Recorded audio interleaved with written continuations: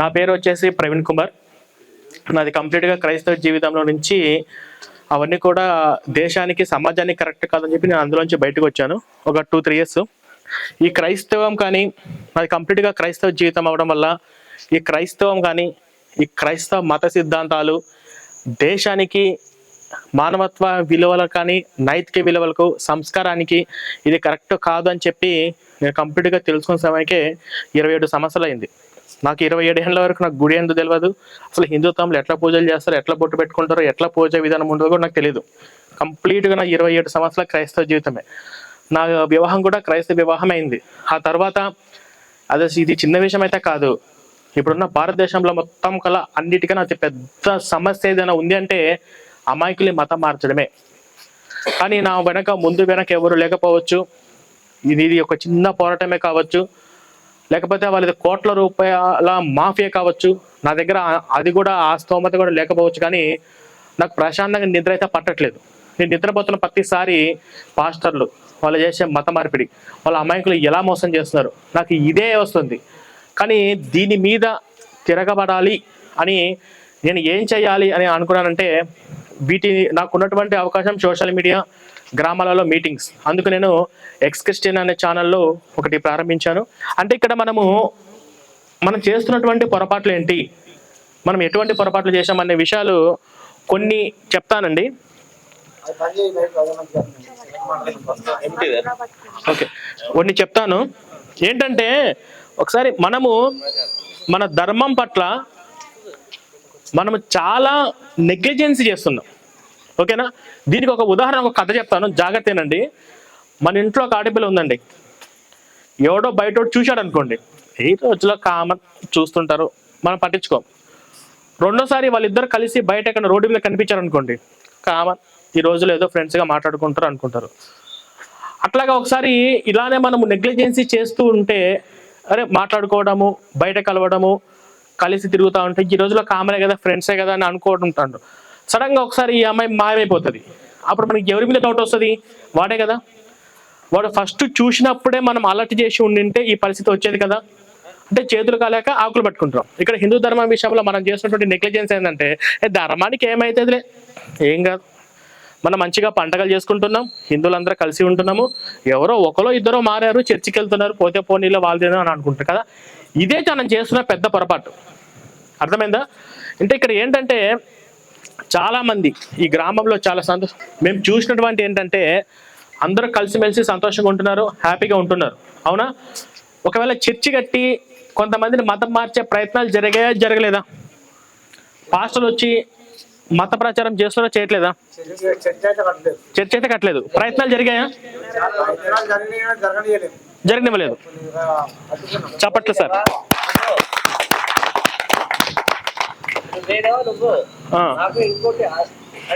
Okay, super, excellent. నాకు ఇది చాలా సంతోషం అనిపిస్తుంది. ఓకేనా? ఇక్కడ ఎలా సాధ్యమైంది? అందరూ కలిసిమెలిసి సంతోషంగా ఉంటున్నారు. కానీ మీకు తెలియని విషయం ఏంటంటే, చర్చి కట్టినా కట్టకపోయినా ఇక్కడ ఉన్న వాళ్ళని, దళితుల్ని కానీ మిగతా హిందువులు కానీ అమాయకంగా ఉన్న వాళ్ళని కానీ ఎలా మార్చాలి ఈ ఊర్లో ఉన్న వాళ్ళు అని పాస్టర్ ఒక ప్లాన్ చేశాడు.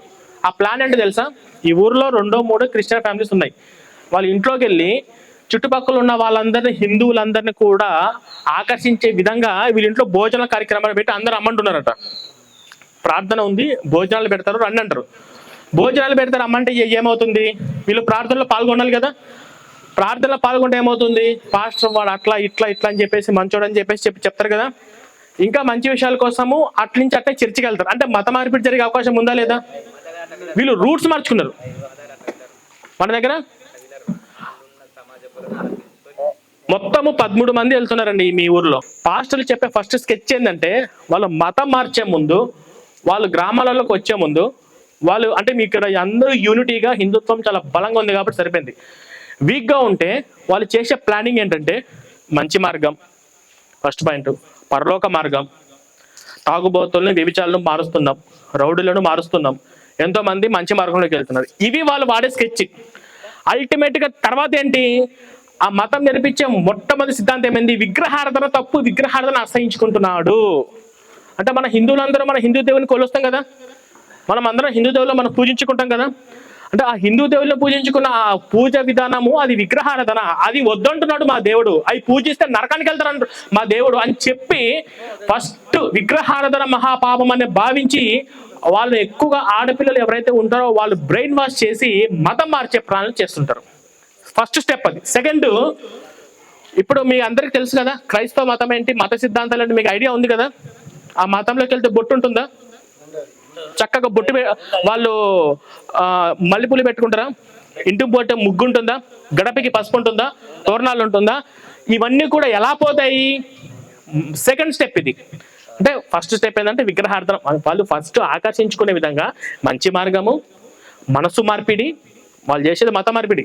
వాళ్ళు వాడే పదాలు ఏంటంటే మంచి మార్గము, మనసు మార్పిడి, పరలోక మార్గము, రౌడీలు గూండాలు మారిపోయారు, జీవితం రోగాలు అని పోతాయని చెప్పేసి ఇది ఒక ఫస్ట్ స్టెప్. వెళ్ళిన తర్వాత విగ్రహార్థన మహాపాప, విగ్రహార్థన చేయొద్దు అనేది సెకండ్ స్టెప్. థర్డ్ స్టెప్ వచ్చేసరికి అన్యుల మనం పోలి ఉండరాదు, అన్యులలాగా మనము ఉండరాదని చెప్పేసి బొట్టు ఇవన్నీ తొడిపించరు. ఇలా స్టెప్ బై స్టెప్ తర్వాత హిందుత్వానికి పూర్తిగా విరోధులుగా తయారు చేయడము, హిందూ పండుగలకు పూర్తిగా విరోధులుగా తయారు చేయడము, కుటుంబ బంధుత్వాలకు కూడా విలువ ఇవ్వని విధంగా ఈ మతం అనేది వాళ్ళు అలా ప్రేరేపిస్తుంది. వాళ్ళందరూ అలా ఎలా మారుతారు మీరు అనుకోవచ్చు. ఎవరో ఒకరు క్రైస్తవులు అలా ఉంటే మిగిలిన క్రైస్తవులు అందరూ అలాగ ఉంటారా? అలా కాదు కదా అని అనుకునే వాళ్ళకి ఎవరైనా ఉన్నారా? ఇప్పుడు ఎవరో ఒకరు ఇద్దరు క్రైస్తవులు తప్పు. ఎందుకు అంటే వాళ్ళు ఏదైతే వాళ్ళు ఒక పుస్తకం పట్టుకున్నారో, వాళ్ళు ఏదైతే వాళ్ళ ఒక పుస్తకం పట్టుకొని ఈ మా పుస్తకము దైవ గ్రంథము ఇదే అంటున్నారో, ఆ బైబులే వాళ్ళని ఇలా తయారు చేస్తుంది. బైబుల్ వాళ్ళని ఇలా తయారు చేస్తుంది. ఎందుకంటే వాళ్ళు మంచోళ్ళు. ఇప్పుడు కరోనా వైరస్ వచ్చిన వాళ్ళందరూ చావరు. కరోనా వైరస్ వచ్చిన వాళ్ళు ఎవరైతే బలహీనంగా ఉంటారో వాళ్ళే టార్గెట్ చేస్తుంది. ఇట్లాగే క్రైస్తవులందరూ కూడా అలా తయారవరు. కానీ ఈ బైబుల్ ఇది బాగా పీక్స్లోకి వెళ్ళిన తర్వాత వాళ్ళు అలా తయారవుతారు. మన పిల్లల్ని మనం పెంచేటప్పుడు మనం ఎలా పెంచాలి, మన పిల్లల్ని మనం చూసేటప్పుడు ఎలా పెంచాలనే విషయాలు మీరు చూడండి. ఈ ఏజ్లో ఉన్న బాబు, ముస్లిం బాబు, ఈ బాబుతో పాటు కలిసి గుడికి వచ్చి ప్రసాదం తిని బొట్టు పెట్టుకొని పోతే ఆ ముస్లిం బాబు వాళ్ళ పేరెంట్స్ ఒప్పుకుంటారా? అంటే వాళ్ళ పిల్లల్ని ఎలా పెంచుతున్నారు? అదే మన హిందూ బాబు చర్చికి వెళ్ళినా మసీదుకి వెళ్ళినా వాళ్ళ పేరెంట్స్ ఏమన్నా అంటారా? దగ్గరుండి పంపిమంటారు. తప్పు, మహాపాపం. మీరు ఎంత పెద్ద తప్పు చేస్తున్నారంటే ఇప్పుడు మీరు మీ పిల్లలకి సంస్కారం నేర్పకపోతే రేపు మీకు అంతిమ సంస్కారాన్ని పెట్టడానికి కూడా ఉండరు. బ్రిటిషర్స్లు మన భారతదేశాన్ని పరిపాలించారా? దేశంలో ఉన్న కొన్ని రాష్ట్రాలు ఆక్రమించి వాళ్ళు ఇక్కడికి వచ్చి మనం పరిపాలించారు కదా. వాళ్ళు ఇక్కడికి వచ్చి ఎలా పరిపాలించగలిగారు? వాళ్ళకి అంత ధైర్యము, మన బలహీనతలు వాళ్ళకి ఎలా తెలిసినాయి? ఇప్పుడు నేనే ఉన్నా, ఇక్కడికి వచ్చి మీ అందరి ముందు కూర్చొని నేను మాట్లాడగలుగుతున్నాను. నాకు మీరు ఎవరో తెలియదు, ఎలా మాట్లాడగలుగుతున్నాను? ఇక్కడ ఉన్న వాళ్ళు ఎవరో ఒకరు సార్ నాకు సపోర్ట్ చేయబట్టే కదా. కానీ బ్రిటిషర్స్లు మన భారతదేశానికి వచ్చి ఇక్కడ ఉన్న వాళ్ళందరినీ ఎలా ఆక్రమించుకోగలిగారంటే ఈ దేశంలో ఉన్న వాళ్ళు కొంతమంది, మన భారతదేశంలోనే మన వాళ్ళే కొంతమంది అమ్ముడుపోలేదా? వాళ్ళు ఇచ్చే డబ్బులకు అమ్ముడుపోయారు. అంటే ఇక్కడ వెన్నుపోటు పొడిచింది మన వాళ్ళే కదా. అంటే మన పూజా విధానం ఏంటి, హిందువుల బలహీనతలు ఏంటి, హిందువులు ఏ విషయంలో లొంగుతారు, ఈ కులాలు మతాల మధ్య ఉన్నటువంటి ఏంటి, దీన్ని అవకాశంగా మార్చుకొని ఎలా మతం మార్చాలి, దీన్ని అవకాశంగా మార్చుకొని వాళ్ళు హిందువుల్ని మన వైపు బానిసలుగా ఎలా మార్చుకోవాలి అనే విషయాలన్నీ వాళ్ళకు ఎలా తెలిసాయి?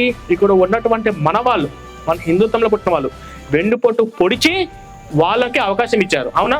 ఇప్పుడు మొత్తానికి మన భారతదేశానికి స్వతంత్రం వచ్చింది. అవునా? స్వతంత్రం ఎలా వచ్చింది అంటే వాళ్ళంతటా వాళ్ళు పారిపోయారా? మనం తరిమి కొట్టామా? కాదు, మీరు చెప్పింది కరెక్టే. 1947 ఆగస్టు 15న వాళ్ళు ఒక 20 రోజులు 30 రోజుల ముందే మేము మొత్తాన్ని మీ భారతదేశాన్ని వదిలి మేము పారిపోతాము, ఓకేనా? కానీ పారిపోయే ముందు నేతాజీ సుభాష్ చంద్రబోస్ గారిని ఒక్కరినే మాకు అప్పగించండి, ఓకేనా? వాళ్ళు అన్నారా? బ్రిటిషర్స్ అందరు కలిసి ఏమన్నారంటే మీ భారతదేశం మొత్తం మేము వదిలిపోతాం, ఎవ్వరం ఉండం, బ్రిటిషర్స్లు మీకు స్వతంత్రం ఇచ్చేస్తాం, మీ దేశాన్ని మీరే పరిపాలించుకోండి, కానీ ఒక నేతాజీ సుభాష్ చంద్రబోస్ ఉన్నాడు కదా, ఆ ఒక్కరిని మాకు అప్పగించండి అని చెప్పేసి బ్రిటిష్ వాళ్ళు అన్నారు. అంటే ఏమైంది? సరే నేను మీ చేతికి లొంగిపోతానని చెప్పేసి నేతాజీ సుభాష్ చంద్రబోసు వాళ్ళకు లొంగిపోతానని చెప్పేసి వాళ్ళతో పాటు ఫ్లైట్ ఎక్కి వెళ్ళిపోయాడు. ఆయన చనిపోయిందా లేదా, వాళ్ళు ఏం చేశారో అనే విషయాలు అయితే తెలియదు. కానీ వెళ్ళలేదా? దీనికి ఏం జరిగింది తెలుసా? ఒకవేళ బ్రిటిషస్తులు కానీ మన భారతదేశంలో ఇంకొక 6 నెలలు కానీ లేదా సంవత్సరం కానీ, అంటే 1947 కాకుండా 48 వరకు కూడా ఉండింటే బ్రిటిషస్తులు ఒక్కరు కూడా ప్రాణాలతో ఈ దేశం దాటి పోరు అని వాళ్ళకి అర్థమైపోయింది. ఎందుకు? నేతాజీ సుభాష్ చంద్రబోస్ ఏం చేస్తున్నారంటే ఒక పవర్ఫుల్ సైన్యాన్ని తయారు చేశారు. హిందువులందరినీ మేల్కొల్పారు. మన భారతదేశము వాళ్ళ చేతికి ఎలా వెళ్ళిపోయింది, మనం తిరిగి మన స్వతంత్రాన్ని ఎలా తెచ్చుకోవాలి, ఎలా తిరుగుబాటు చేయాలి అని ఒక పవర్ఫుల్ సైన్యాన్ని తయారు చేశారు. ఈ సైన్యాన్ని తయారు చేశారని తెలిసి ఒక్కరు కూడా మనం ప్రాణాలతో మనం ఇండియా దాటి వెళ్ళిపోము అని భయపడి వద్దు అని వదిలేసి వెళ్ళిపోయిన పరిస్థితికి వచ్చింది. అవునా? నేతాజీ సుభాష్ చంద్రబోసే కదా మన భారతదేశానికి స్వతంత్రం వచ్చింది అంటే 90% నేతాజీ సుభాష్ చంద్రబోస్. కానీ ఇక్కడ మనము ఈయన శాంతి, నిన్ను వల్ల నీ పొరుగువారిని ప్రేమించండి, ఈ మాటల ద్వారా స్వతంత్రం వచ్చిందా? ఎంతో మంది ప్రాణత్యాగం చేసి మనం ఎదురు పోరాటం చేయడం వల్ల కదా స్వతంత్రం వచ్చింది. ఓకే, ఇప్పుడు మన భారతదేశానికి స్వతంత్రం వచ్చింది. ఎప్పుడు వచ్చింది? 1947 ఆగస్టు 15న వచ్చింది. అప్పుడు మన భారతదేశ జనాభా ఎంత? 35 నుంచి 40 కోట్ల మంది. ఓకేనా? 35 నుంచి 40 కోట్ల మందిలో ఎంతమంది హిందువులు ఉన్నారు? 89% హిందువులు ఉంటే 5% ముస్లిమ్స్ ఉంటే మిగిలిన 5% బుద్ధిస్టులు, జైనిస్టులు, క్రిస్టియన్స్ ఉన్నారు. ఎప్పుడు? 35 నుంచి 40 కోట్ల మంది జనాభా ఉన్నటువంటి ఆ సమయంలో. ఈరోజు మన భారతదేశ జనాభా ఎంత? 140 కోట్లు. ప్రపంచంలో ఎక్కువ జనాభా కలిగిన దేశం ఏది? 40 కోట్ల మందిలో 89% ఉన్న హిందువులు 140 కోట్ల మందికి వచ్చేసరికి 60%కి పడిపోయింది. మీకు తెలుసా? ఇంతమంది జనాభా 3 రెట్లు పెరిగితే 40 కోట్ల నుంచి 140 కోట్లు, 100 కోట్ల మంది జనాలు పెరిగితే హిందువులు తగ్గిపోతా వస్తున్నారు. అవునా? అంటే ఏమైంది? యుద్ధం అయిపోలేదు, స్వతంత్రం రాలేదు. వాళ్ళు మరో స్కెచ్ చేశారు. ఏం స్కెచ్ చేశారు? యుద్ధం రూపుమాపింది. ఆ మార్చడం ఏంటి అంటే ఇక్కడ ఉన్నటువంటి మన సంస్కృతిని, మన కల్చర్ని, మన హిందుత్వాన్ని దూరం చేసి క్రిస్టియన్స్ గా మతం మార్చి, అంటే వాళ్ళు బ్రిటిష్ వాళ్ళు కదా మన క్రైస్తవం తీసుకొచ్చింది, ఈ మతాన్ని పూర్తిగా విస్తరింప చేస్తే హిందువులు క్రైస్తవుల మధ్య గొడవలు వస్తాయి కదా. అంటే హిందువులు కొట్టుకునే విధంగా హిందువులనే మతం మార్చి క్రైస్తవులుగా మార్చి మరో విధంగా యుద్ధం చేయాలని ప్లానింగ్ ఉందా లేదా? మీకు ఉదాహరణ బంగ్లాదేశ్ పరిస్థితి ఏమైంది? అక్కడ హిందువుల పరిస్థితి ఏమైంది? పాకిస్తాన్లో ఉన్న హిందువుల పరిస్థితి ఏమైంది? కానీ అన్నిటికన్నా అది పెద్ద దరిద్రం ఏంటంటే మన భారతదేశం సెక్యులర్ దేశం అంట. సెక్యులర్ దేశమా? చెప్పుకుంటామా సెక్యులర్ దేశం అని మనం? ఇప్పుడు పాకిస్తాన్ ఉంది, సెక్యులర్ దేశమా ముస్లిం దేశమా? ఎందుకు? అక్కడ హిందువులు ఉన్నారు కదా, క్రిస్టియన్స్ ఉన్నారు కదా. మరి అది ముస్లిం దేశం ఎందుకైంది? ముస్లిమ్స్ మత పెద్దస్తులు వాళ్ళు మెజారిటీ ఉంది కాబట్టి. అమెరికా క్రిస్టియన్ దేశమా సెక్యులర్ దేశమా? క్రిస్టియన్. మరి ఎందుకు క్రిస్టియన్ దేశం అయింది? క్రిస్టియన్స్ మెజారిటీ ఉన్నారు కాబట్టి. మరి మన భారతదేశంలో హిందువులు మెజారిటీ ఉంటే సెక్యులర్ దేశం ఏంటి? ఈ సెక్యులర్ దరిద్రం ఏంటి? అన్ని మతాలు ఒకటి, అందరి దేవులు ఒకటి దరిద్రం ఏంటి? ఇప్పుడు ఈ 140 కోట్ల మంది జనాభాలో ఇంతమంది మతం మారడానికి గల కారణాలు ఏంటో తెలుసా? మొత్తం అందరూ అసలు ఎందుకు మతం మారారు, అసలు మీరు ఎందుకు మతంలోకి వెళ్ళారంటే మతం మారే కారణాలు అంటే ఏమి లేవు. అన్ని మతాలు ఒకటే, ఏ దేవుడైనా ఒకటి, రాముడైనా కృష్ణుడు యేసు ఎవడైనా ఒకటే కదా అని ఆ మతంలోకి వెళ్తారు. ఆ మతంలోకి వెళ్ళిన తర్వాత, యేసు మతంలోకి వెళ్ళిన తర్వాత అప్పుడు అనగలుగుతారా అంటారా అన్ని మతాలు ఒకటే అని? ఓకేనా? అంటే ఇక్కడ అన్నిటికన్నా అది పెద్ద సమస్య ఏంటంటే తెలుసా? హిందువులు ఈ దేశానికి ప్రమాదం సెక్యులర్సే. అన్ని మతాలు సమానమే, అందరు దేవులను అనుకున్న వాళ్ళే ప్రమాదం. ఎందుకంటే వాళ్ళే మతం మారే అవకాశం ఉంది. వాడు మతం మారాడంటే ఈ దేశానికి, హిందుత్వానికి మరో శత్రువు మనకు ఏర్పడినట్టు. ఓకేనా? ఇక్కడ మనం ఏం చేయాలి? ఇక్కడ చాలా మంది ఆడవాళ్ళు ఉన్నారు. ఇక్కడ మీకు ఈ మధ్య రీసెంట్గా ఏంటంటే చర్చిలో, అంటే చర్చి కాదు, ఇక్కడ చర్చి లేదు, 2-3 కుటుంబాలు, క్రైస్తవ కుటుంబాలు ఉన్నాయి. వాళ్ళు మార్చడానికి భోజనాలు పెట్టి భోజనాలకు రండి అని చెప్పి తీసుకుపోయి ప్రార్థనలో పాటు మీకు తీసుకెళ్ళి అలా జరుగుతుందా? అలా జరిగిందా? వెళ్ళారా ఒకరు? ఇంకా వెళ్ళలేదు కదా. ఓకే, ఇప్పుడు మతం మారితే జరిగిపోయిన నష్టాలు ఏంటి? మతం మారింది అనుకోండి, క్రైస్తవ మతంలోకి వెళ్ళాలి, నష్టం ఏంటి? నష్టం ఏమైనా ఉందా? నష్టం ఏమైనా ఉందా? ఉందమ్మా? మీరు చెప్పండి పిల్లలు, నష్టం ఉందా? ఏం లేదు కదా, ఏం లేదు కదా కదా. నువ్వు పాప, నువ్వు కరెక్ట్. సార్ మీ సార్ క్రైస్తవ మతంలోకి వెళ్తే నష్టం ఏమైనా ఉందా? ఓకే ఓకే, మనకు అర్థమైంది లేదు కదా. మరి వెళ్ళిపోదాం, మరి క్రైస్తవ మతంలోకి వెళ్ళిపోదామా? ఎందుకు అంటే వెరీ గుడ్. ఎందుకు అంటే క్రైస్తవ మతంలోకి వెళ్తే ఆ మతం ఏంటి, ఆ మత సిద్ధాంతాలు ఏంటి, ఆ మతం నేర్పించే పద్ధతులు ఏంటి అనే విషయాలు మనం తెలుసుకున్న తర్వాత మీరు ఆలోచించండి వెళ్ళాలా వెళ్ళకూడదని. ఓకేనా? నీ పేరేంటమ్మా? ఉన్నారు కదా. ఇప్పుడు అలెక్య అమ్మ, నీ పేరేంటమ్మా? నాకు రావట్లేదు. అన్విత. ఓకేనా? అన్విత, అలెక్య ఇద్దరున్నారు కదా. ఇప్పుడు మతం మారితే వచ్చే నష్టం ఏమి లేదని చెప్పేసి ఇప్పుడే వీళ్ళు అన్నారు కాబట్టి ఒక ఉదాహరణ చెప్తాం వీళ్ళకు. ఇప్పుడు అలెక్య వచ్చేసి రామభక్తురాలు, రాముడు అంటే చాలా ఇష్టం. అన్విత వచ్చేసి కృష్ణ భక్తురాలు, కృష్ణుడు అంటే చాలా ఇష్టం, కృష్ణుని బాగా పూజించుకుంటూ ఉంటుంది. అలెక్య అన్విత వాళ్ళ ఇంట్లో కృష్ణాష్టమి జరుపుకుంటూ నువ్వు వెళ్తావా? రమ్మంటే వెరీ గుడ్. ఒకవేళ అన్విత కృష్ణుడి గుడికి వెళ్ళి నిన్ను పిలిస్తే నువ్వు వెళ్తావా? కృష్ణుడి ప్రసాదం ఇస్తే నువ్వు తింటావా? ప్రాబ్లం ఏమి లేదు కదా. ఇప్పుడు అన్విత నిన్ను అడుగుతున్నా, ఇప్పుడు రాముల వారి గుడికి వెళ్ళమంటే నువ్వు వెళ్తావా? రాముల వాళ్ళ ప్రసాదం ఇస్తే నువ్వు తింటావా? ఓకే. వాళ్ళ ఇంట్లో శ్రీరామనవమి జరుపుకుంటూ నువ్వు వెళ్ళమంటే వెళ్తావా? బాగుంది. ఓకేనా? ఇప్పుడు అలేఖ్య, అన్విత ఇద్దరు ఉన్నారు, ఇద్దరు మంచి స్నేహితులు. ఇందులో వచ్చేసి అలేఖ్య ఏమో రామభక్తురాలు, అన్విత వచ్చేసి కృష్ణ భక్తురాలు. ఇద్దరు కలిసి ఒకరి దేవుల్లో ఒకరి గుడికి వెళ్ళడానికి ప్రాబ్లం ఏం లేదు, ఒకరి దేవుల్లో ఒకరి ప్రసాదం తినడానికి ప్రాబ్లం ఏం లేదు, ఒకరింట్లో శ్రీరామనవమి జరుపుకున్నా వెళ్ళడానికి, ఒకరింట్లో పండుగలు జరుపుకుంటే వెళ్ళడానికి ప్రాబ్లం ఏం లేదు. అంతా బాగానే ఉన్నారు కదా. ఓకే.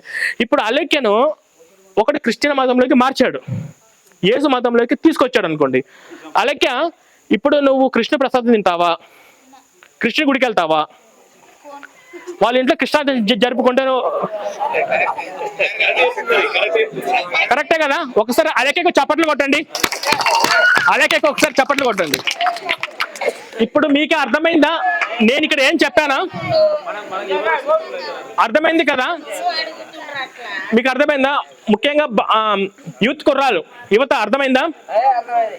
ఇక్కడ అలెక్య తప్పేం కాదు, అలెక్య మంచిదే, మన వాళ్ళే.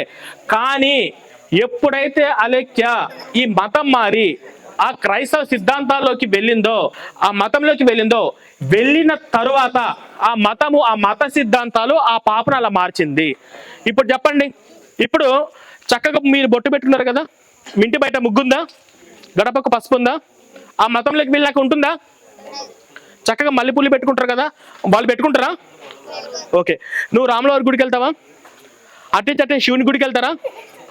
ఓకేనా? అట్టే ఆంజనేయ స్వామి గుడికి వెళ్తారా? మీరు శ్రీరామనవమి జరుపుకుంటారా? కృష్ణాష్టమి జరుపుకుంటారా? ఆ మతంలోకి వెళ్ళిన తర్వాత పోనీ ఒక ఉదాహరణ చేద్దాము. ఇప్పుడు ఇంతమంది ఇక్కడ ఉన్నారు కదా, మీకు ఎప్పుడన్నా క్రైస్తవులు హ్యాపీ వినాయక చవితి అని చెప్పి మీకు ఎప్పుడైనా చెప్పారా?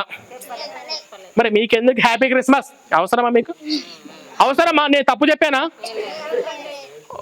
ఇప్పుడు వాళ్ళ దేవుడు ఇంపార్టెంట్, అవునా? ఇప్పుడు జస్ట్ మన ప్రసాదం ఇస్తే తింటారా? ఇక్కడ ప్రాబ్లం ఏంటంటే, అందరూ గుర్తుపెట్టుకోండి, ఇక్కడ ప్రాబ్లం ఏంటంటే మనుషులను విడగొడుతుందా విడగొట్టట్లేదా మతం? చెప్పండి. ఇప్పుడు అవసరమా క్రైస్తవ మతం? చెప్పండి. అసలు ఆ యేసుకి దేశానికి ఏమైనా సంబంధం ఉందా? అవునా కదా? ఇప్పుడు చెప్పండి మీరందరూ, ఆ క్రైస్తవ మతం మనకు అవసరమా? చెప్పండి కొట్టండి ఒకసారి. జై శ్రీరామ్, జై శ్రీరామ్, జై శ్రీరామ్. మనకు ఒక మాట చెప్తున్నాను, మనుషులని విడగొట్టుతున్నటువంటి ఈ క్రైస్తవ మతంలోకి ఇప్పుడు ఉన్నటువంటి ఈ సీజన్లో క్రిస్మస్ పండుగ కాబట్టి మీరు మీ పిల్లల్ని చాలా జాగ్రత్తగా ఉంచండి. ఇప్పుడు మీ పిల్లలు స్కూల్ ఎగ్గొట్టి బయట తిరిగితే కొడతారా? స్కూల్ ఎగ్గొట్టి సినిమాలు పోతే కొడతారు కదా, స్కూల్ ఎగ్గొట్టి గ్రౌండ్ క్రికెట్ ఆడుతుంటే కొడతారు కదా, చర్చికి వెళ్ళా కొట్టండి. ఎందుకంటే ఇప్పుడు మీ పిల్లలకు సంస్కారం నేర్పించకపోతే మీకు అంతిమ సంస్కారం కూడా వాళ్ళు రారు, అవునా? ఎందుకంటే హిందుత్వం యొక్క భావజాలం, హిందుత్వం యొక్క ఐడియాలజీ ఏంటి? అందరూ అనుకోవచ్చు, ఏంటి ప్రవీణ్ అబద్ధాలు చెప్తున్నావు? హిందూ, ముస్లిం, క్రిస్టియన్స్, మనము అన్ని మతాలు ఒకటే కదా. మనం చిన్నప్పుడు ప్లెడ్జ్ కూడా భారతదేశం నా మాతృభూమి, భారతీయులందరూ నా సహోదరులు అని చెప్పి మనం చదువుకున్నాం కదా. అన్ని మతాలు ఎవరైనా ఒకటే కదా, ఏ మనిషికైనా కోసిన రక్తమే కదా, ఎవరికైనా రక్తం ఎరుపు రంగులోనే కదా ఉండేది, ఎవరికైనా ఒకటే కదా ఆకలి వేసేది, ఎవరైనా చనిపోయేది ఒకటే కదా. నువ్వేంటి క్రైస్తవులు హిందువులు ఇలా వేరు చేసి మాట్లాడుతున్నావు అంటే ఒకటే, కానీ వాళ్ళ యొక్క బ్రెయిన్ వేరు, వాళ్ళ యొక్క ఆలోచనలు వేరు, వాళ్ళ యొక్క హిందుత్వం యొక్క ఉన్నటువంటి వాళ్ళకి ఒక ఆలోచనలు వేరు, క్రిస్టియన్స్ ఉన్నటువంటి ఒక ఆలోచనలు వేరు, ముస్లిమ్స్ వాళ్ళకు ఉన్నటువంటి ఆలోచనకి వేరు. వాళ్ళ ఆలోచన ఏంటి? మనం ఉన్నాం, మీరు చర్చికి వెళ్తే వెళ్ళారు, యేసుప్రభుని దేవుడుగా నమ్మితే నమ్మారు, మాకేం ప్రాబ్లం లేదు. మేము రాముని దేవుడిగా పూజించుకుంటారా, మీకేమైనా ప్రాబ్లమా అంటే వాళ్ళు ఒప్పుకుంటారా? మీ దేవుడు రాయి అంటారు, మీ దేవుడు సంస్కారం అంటే సంస్కారం ఉండదు. ఇక్కడ క్రైస్తవ మతంలోకి వెళ్తే మొత్తం మనిషి ఏమేమి కోల్పోతారో చెప్తాను చూడండి. ఒకటి, మానవత్వం, నైతిక విలువలు, సంస్కారం, గౌరవం, ఇవన్నీ కూడా కోల్పోతారు. ఉదాహరణ, వీటన్నిటికీ ఒకటి ఉదాహరణ చెప్తాను. జ్ఞానం, మొత్తం 5 పాయింట్స్ కోల్పోతారు. ఏంటంటే సంస్కారం, గౌరవం, నైతిక విలువలు, మానవత్వం, జ్ఞానం, ఇవన్నీ 5 కోల్పోతారు. ఈ 5టికి 5 ఉదాహరణలు ఇస్తాను. ఫస్ట్, మానవత్వం కోల్పోతారు. ఎలాగంటే ఇప్పుడు ఈ మతం మారిన వాళ్ళందరూ ఏం నమ్ముతారో తెలుసా? వాళ్ళ నాన్న హిందువే, వాళ్ళ తాత హిందువే, కానీ వాళ్ళ తాత బాప్తిసం తీసుకోలేదు కాబట్టి వాళ్ళందరూ నరకానికి వెళ్ళారు అనే కాన్సెప్ట్ నమ్ముతారు. అవునా? అరే ఇదేం లాజిక్ రా, అసలు ఇదేంద్రా అని చెప్పేసి ఆలోచించి, అలా ఎలా తీసుకెళ్తారా, మా తాత మా ముత్తాతలో నరకం తీసుకుపోయాడు, ఇదేం దేవుడు అవుతారా అనే విధంగా వాళ్ళు ఆలోచిస్తారా? అంటే మనమందరం క్రైస్తవులు ఏమనుకుంటాం? మన అన్నదమ్ముళ్ళే, మన అక్క చెల్లెలే, మనోళ్ళే, పోనీ వాళ్ళకి యేసు దేవుడు అయితే అయి ఉండొచ్చు, కాకపోతే వాళ్ళు మనలో కలుపుకుందాం, మన వాళ్ళే, మనం జాలి పడతాం, వాళ్ళు సంతోషంగా ఉండాలి, హ్యాపీగా ఉండాలని కదా మనం ఆలోచించేది. మనం ఎందుకు ఇలా ఆలోచిస్తున్నాం అంటే సర్వేజన సుఖినో భవంతు, అందరూ ఒకటి, అందులో అందరూ బాగుండాలి, అందరూ మనం ఉండాలి, మన కాన్సెప్ట్. కానీ క్రైస్తవుల దృష్టిలో మనమందరము అన్యులు, మనమందరము నరకానికి వెళ్ళేవాళ్ళు, మనమందరము అజ్ఞానంలో ఉన్నాము, మనమందరము విగ్రహారాధికులు. ఏంటిది కరెక్టా? మనం అందరం ఇచ్చే ప్రసాదాలు తినకూడదు, మనలో కలుపుకోకూడదు. వాళ్ళకు కన్న తల్లిదండ్రులు చచ్చిపోతే అంతిమ సంస్కారం చేయనటువంటి కొడుకులు కూడా మీరు ఎన్నో వింటున్నారు కదా. దానికి కారణం ఏంటంటే ఈ పాస్టర్లు చేసే మత మార్పిడి. మీరు యేసు ప్రభుని దేవుడిగా పూజించుకుంటున్నారు, ఓకేనా? ఇప్పుడు యేసు ప్రభు దేవుడికి పూజించుకుంటున్నారు కదా, మేము రాముని పూజించుకుంటున్నాం అంటే రాముడు దేవుడు ఎట్టేస్తాడు, రాముడు వాళ్ళ భార్యను అడవులు బలేసాడు కదా అంటారా? అరే ఇలా అంటే వాళ్ళు బాధపడతారు, మొత్తం హిందూ సమాజం మొత్తం వాళ్ళ మనోభావాలు దెబ్బతింటాయి అని వాళ్ళు ఆలోచిస్తారా? వీళ్ళు ఇప్పుడు కృష్ణుని తిట్టినా వీళ్ళందరూ విగ్రహారాధన చేయొద్దు, విగ్రహారాధన పరమ పాపం అని చెప్పేసి నడి బజార్లో భయం లేకుండా వాళ్ళు పూజించే విగ్రహారాధన అవమానించే విధంగా వీళ్ళు తయారవుతున్నారంటే వీళ్ళకి గౌరవం ఉందా? నెక్స్ట్, నైతిక విలువలు. మనకు ఫస్ట్ ఎవరు ఇంపార్టెంట్? పిల్లలు నాతో పాటు చెప్పండి. మాతృదేవో భవ, పితృదేవో భవ, ఆచార్య దేవో భవ. అంటే దానికి అర్థం ఏంటి? మనకు ఫస్ట్ తల్లి, తండ్రి, గురువు, దైవం. అవునా? ఫస్ట్ మనం తల్లికి దేవుడు అనేవాడు తర్వాత, ఫస్ట్ ఇంపార్టెంట్ కాదు. ఎందుకు మనకు తల్లికి ఫస్ట్ ఇంపార్టెంట్ ఇవ్వాలంటే మన 9 మాసాలు మోసి ఆ పురిటి నొప్పులు బరాయించి మనకు కన్నది ఎవరు? మనకు అడుగుజాడలో అవసరమైంది ఎవరు? తండ్రి కదా, తండ్రి కదా. తర్వాత మనకి విద్య నేర్పించింది ఎవరు? గురువు కదా. చెప్పండి కొట్టండి పిల్లలకి. ఈ ముగ్గురు దాటుకుంటా. నీ పేరేంటి? అభయా? అభినా? ఒకసారి అభి గట్టిగా చప్పట్లు కొట్టండి. తల్లి, తండ్రి, గురువు, దైవం కదా. దైవానికి అంటే మనము ఫస్ట్ తల్లి తన కర్తవ్యాన్ని నిర్వర్తించాలి, తండ్రిని నిర్వర్తించాలి, గురువుని నిర్వర్తించాలి. దేవుడు 4th ప్లేస్. అంటే నువ్వు పాలు తాగేటప్పుడు దేవుడు ఎవరో తెలుస్తుందా కదా. ఇక్కడ ఏంటంటే ఈ మతంలోకి వెళ్ళిన తర్వాత ఫస్ట్ ఇంపార్టెంట్ దేవుడికే. దేవుడి కోసము కన్న తల్లిదండ్రులను ద్వేషించు అని వాళ్ళ బైబిల్లో రాయబడి ఉంది. నీ తల్లిని కానీ నీ తండ్రిని కానీ నీ ప్రాణముతో సహా ద్వేషింపకుంటే వాడు నా శిష్యుడు కాడు అని చెప్పేసి యేసు లూకాసు వార్త 14:26 వచనంలో చెప్పారు. వాళ్ళు అదే పాటిస్తారు. వాళ్ళు ఫస్ట్ తల్లికి వారు దేవుడికి అంటారు. అది కరెక్ట్? అది లాజిక్ అవుతుందా? సో ఇక్కడ మనం గమనించాల్సింది ఏంటంటే ఇటువంటి నైతిక విలువలు చాలా ఉన్నాయి. నైతిక విలువలు మనము 18 సంవత్సరాలు దాటామా, యూత్ కుర్రాలు గుర్తుపెట్టుకోవాలి, మనం మైనర్స్ అయ్యామా, తల్లి కంటే ఫస్ట్ ఇంపార్టెంట్ దేశానికి ఇవ్వాలి. సంతోషంగా హ్యాపీగా ఈ దేశం కోసం ప్రాణం కూడా ఇవ్వాలి. అవునా? ఇప్పుడు భగత్ సింగ్ వయసు ఎంత? 22 ఏళ్ళకి పోయాడు కదా. ఆయనకు దేశం ముఖ్యం కదా, ఇంపార్టెంట్ అట్లాగా. కాబట్టి వాళ్ళు దేశానికి ఇంపార్టెంట్ ఇస్తారా? వాళ్ళు జై బోలో భారత్ మాతాకి జై అంటారా? వాళ్ళు జై హింద్ అంటారా? ఇప్పుడు మనము ఛత్రపతి శివాజీ ఉన్నారు, ఛత్రపతి శివాజీ మహారాజ్కి జై అంటామా? వాళ్ళు ఛత్రపతి శివాజీకి జై కొడతారా? జై శ్రీరామ్ అంటారా? అంటే ఈ విధంగా వాళ్ళను అననివ్వకుండా తయారు చేస్తుంది ఆ మతం. అంటే గౌరవం ఉండదు, సంస్కారం ఉండదు, నైతిక విలువలు ఉండదు, మానవత్వం ఉండదు. ఓకేనా? వాళ్ళు జ్ఞానం లేదు అనడానికి ఒకటి చెప్తాను, ఇప్పుడు చెప్తాను చూడండి. జ్ఞానము అసలు ఏంట్రా బాబు, మీ దేవుడు కాన్సెప్ట్ ఏంటంటే, మా దేవుడు అంట మనం అందరము పుట్టడమే పాపం చేశామంట, పుట్టికే మన పాప పుట్టుకంట. మనం అందరి పాపాలు పోవాలి అంటే పాపం పోవాలంటే మనం పుట్టక ముందే 2000 ఏళ్ల క్రితం ఎవరో సిలువలో రక్తం కార్చాడంట. ఆ రక్తం కార్చిన కాన్సెప్ట్ నమ్ముకుంటే ఇప్పుడు మన పాపం పోతుందంట. 0.01% బ్రెయిన్ పనిచేసాడు ఎవ్వడన్నా. ఇది లాజిక్.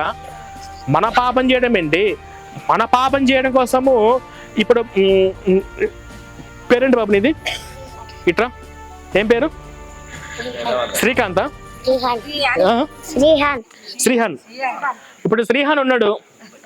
శ్రీహాన్ వాళ్ళ మనవడు నా దగ్గర 1,00,000 రూపాయలు అప్పు చేశాడు. ఇటీ ఫస్ట్ ఉన్న 1,00,000 రూపాయలు ఇటీ. నీ మనవడు అప్పు చేశాడు. అర్థమైందా మీకు? ఇతను పెరిగి పెద్ద కావాలా, కొడుకు పుట్టాలా, మళ్ళా కొడుకు పెరిగి పెద్ద కావాలా, ఆయనకి ఇంకో కొడుకు పుట్టాలా, ఆ కొడుకు నేను పరిచయం అవ్వాలా, 1,00,000 రూపాయలు అవసరం రావాలా, ఆ సమయానికి నా దగ్గర ఉండాలి, నేను ఇవ్వాలి. ఇదంతా జరగాలి కదా. ఈడే ఇంకా పెద్ద కాలేడు. ఇలా మనోడికి నా దగ్గర 1,00,000 రూపాయలు అప్పు చేశాడంటే అంతా నవ్వారు కదా. ఇప్పుడు యేసు ఉన్నాడు 2000 ఏళ్ల క్రితము. 2000 ఏళ్ల తర్వాత నా భక్తులు పుట్టారంటే ఖచ్చితంగా పాపం చేస్తారు కాబట్టి నేను ఇప్పుడు ముందే చచ్చిపోయి సిలువలో రక్తం కాచుకుంటా ఉందాం. లాజిక్ ఇది. నువ్వు వెళ్ళి కూర్చోబో. Thank you. కాబట్టి ఇక్కడ మనం ఏంటంటే జ్ఞానం పనిచేయదు, లాజిక్ పనిచేయదు. ఇక్కడ మనం తెలుసుకోవాల్సింది ఏంటంటే, ఇక్కడ మీరందరూ కూడా మీరు పక్కన ఎవరు చర్చికి వెళ్తున్నారా, అసలు ఏంటి? చర్చికి వెళ్ళారంటే వాడు మీకు శత్రువు అయినట్టే. మీరు కూడా వెళ్ళాలి. మీరు కూడా వెళ్ళకపోతే మీ దగ్గర బొట్టున్నా, మీరు హిందూ పండుగలు చేసుకుంటున్నా, వాళ్ళు మీ మీద ఒక చిన్న చూపు ఉంటుంది. ఎందుకంటే వాళ్ళు హిందువులు అంటే అన్యులు, విగ్రహారాధికులు అనే విధంగా వాళ్ళ మతాన్ని అలా ప్రేరేపిస్తుంది.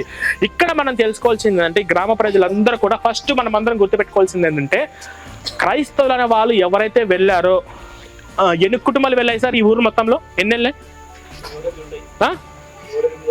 7-8 కుటుంబాలు అంతేనా సార్? 7-8 కుటుంబాలు ఉన్నాయి కదా.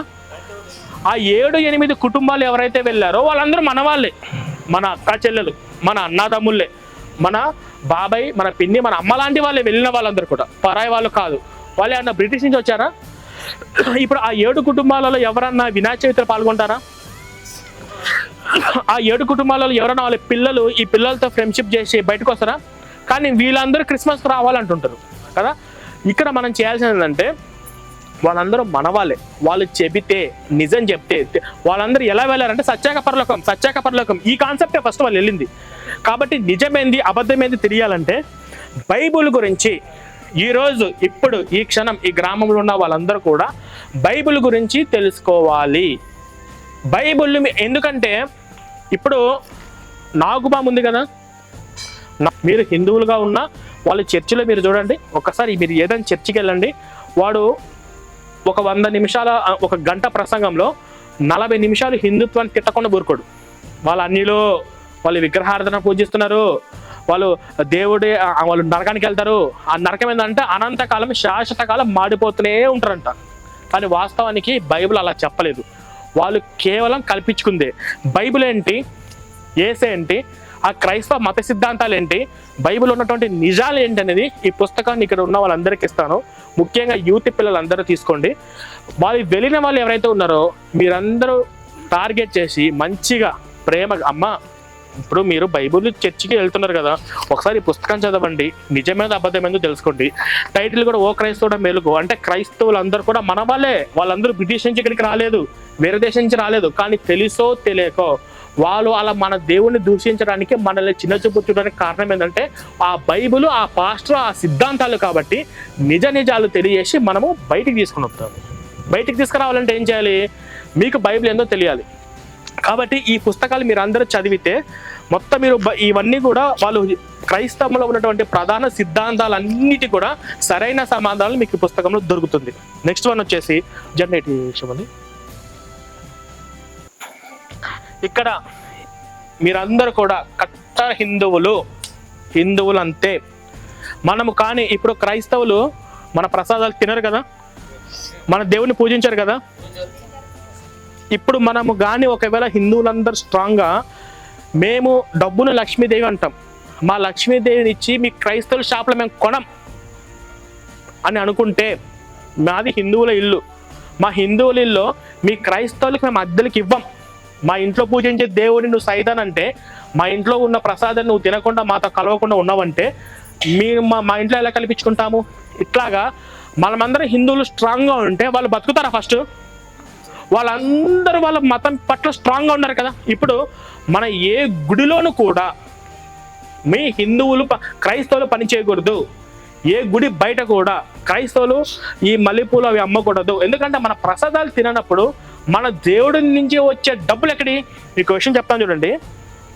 మనం ఎంత దరిద్రంలో ఉన్నామంటే మన భారతదేశంలో 4,50,000 గుళ్ళు 4,50,000 గుళ్ళు ప్రభుత్వాధీనంలో ఉన్నాయి. ఆ గుడిలో వేసే డబ్బులు మొత్తం సరాసరి దేవాలయ శాఖ అధికారి ట్రస్టీ గవర్నమెంట్లోకి వెళ్తుంది. ఆ గవర్నమెంట్ తీసుకొని అభివృద్ధికి ఖర్చు పెడుతుంది, మంచిదే, ఓకే రైట్. అన్నాలు పెడుతుంది, రోడ్లు వేస్తుంది. ఎన్ని చర్చిలు ప్రభుత్వాధీనంలో ఉన్నాయి? ఎన్ని మసీదులు ప్రభుత్వాధీనంలో ఉన్నాయి? చర్చికి వేసే డబ్బులు టైట్గా ఒకటి పాస్టర్ జోబులోకి వెళ్తుందా, గవర్నమెంట్ చేతికి వెళ్తుందా? మసీదులు వచ్చే ఆ కానుకలు ఏవైతే ఉన్నాయో స్ట్రైట్గా వాళ్ళ మత పెద్దలు ఇమాము జోబులోకి వెళ్తుందా, గవర్నమెంట్ జోబులోకి వెళ్తుందా? అంటే వాళ్ళు కేవలం హిందువుల నుంచి గుడి నుంచి వచ్చే డబ్బులు మాత్రమే గవర్నమెంట్ వాడుకుంటుంది. కానీ ఈ పాస్టర్లకు కానీ ముస్లిమ్స్ కానీ ఈ చర్చి నుంచి మసీద్ నుంచి ఏమైనా డబ్బులు వస్తున్నాయి వాళ్ళకి, గవర్నమెంట్కి కలెక్ట్ చేస్తుందా? అంటే వాళ్ళు ఈ డబ్బులు తీసుకొని మనం ఇచ్చే డబ్బులతో పాస్టర్లకు జీతాలు ఇచ్చుకుంటూ మళ్ళీ మన దేవుళ్ళు సైతాన్లు, మన దేవుళ్ళ విగ్రహాలు వాళ్ళ అనడానికి కారణము ఇదే, వాళ్ళ అనడానికి కారణం ఇదే బైబుల్. కాబట్టి ఇవన్నీ తెలుసుకొని మనమందరము ఈ మతం గురించి తెలుసుకుందాము. ప్రతి ఒక్కరి ఇంట్లో జై శ్రీరామ్ జెండా రెపరెపలాడుతూ ఉండాలి.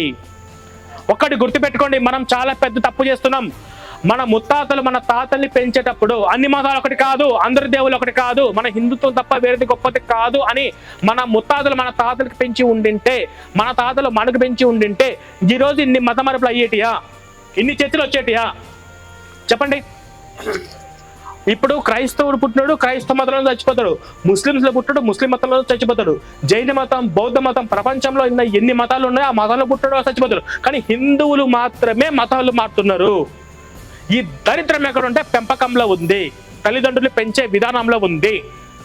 ఇక్కడ చెప్తున్నాను, ఇక్కడ ఉన్న వాళ్ళలో ఎంతమంది ఇంట్లో భగవద్గీత ఉంది? ఒకరు, ఓకే, ఇద్దరు, ముగ్గురు, ఓకే.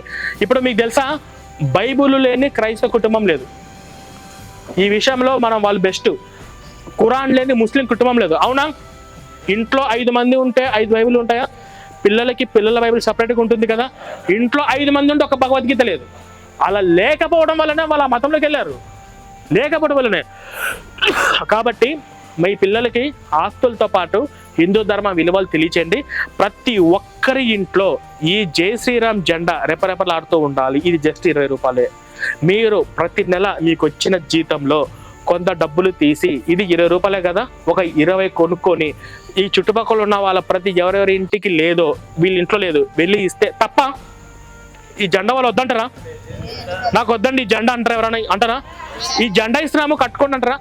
ఇది మీరు హిందూ ధర్మం కోసం ఏదైనా చేయాలి, హిందుత్వం కోసం ఏదైనా చేయాలని అనుకున్న వాళ్ళు మాలాగా ఇంత దూరం ఊర్లలో తిరిగి ఇవన్నీ అందరూ చేయలేకపోతాం అనుకుంటే జస్ట్ ఏం లేదు, మీకు వచ్చే జీతంలో కొంత, ఇది 25 రూపాయలు లేదా 20 రూపాయలు బల్క్లో తీసుకుంటే, ఇవి తీసుకొని మీ ఇంటిలో మీద రెపరెపలాడుతూ చుట్టుపక్కల ఉన్న వాళ్ళకి కనీసం 10 మందికైనా ఎవరి ఇంటికైతే లేదో వాళ్ళ ఇంటికాడికి వెళ్ళి అమ్మ ఈ జెండా తీసుకోండి, మీరు పెట్టుకోండి, నా తరపున ఇస్తున్నానని చెప్పి ఈ జై శ్రీరామ్ జెండా రెపరెపలాడుతూ ఉండాలి. ఈ జై శ్రీరామ్ జెండా ఉంటే పాస్టర్ వస్తాడా? మతం మార్పి జెండాకి వస్తాడా?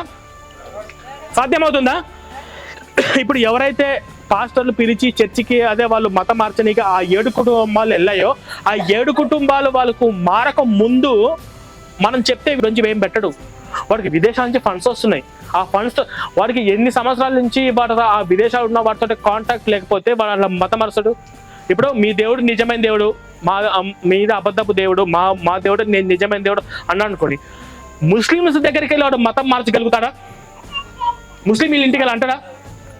వాళ్ళ టార్గెట్ కేవలం హిందువులే. కాబట్టి ఇక్కడ ఉన్న హిందువులందరూ కూడా బలంగా స్ట్రాంగ్ అయ్యి వాడు ఒకవేళ చర్చికి రమ్మని చెప్తే పిల్లలు జాగ్రత్తగా రండి. వాళ్ళు ఎవరైనా చర్చికి రమ్మన్నారు అనుకోండి, చర్చ్ ఎప్పుడు ఆదివారం కదా, శనివారము మా రామాలయంలో ఒక భజన కార్యక్రమం ఉంది, మీరు రండి అనండి. వాళ్ళు వస్తారా? మనం మోమో, నీకు నీ దేవుడు ఇంపార్టెంట్ అయితే నాకు నా దేవుడు ఇంపార్టెంట్.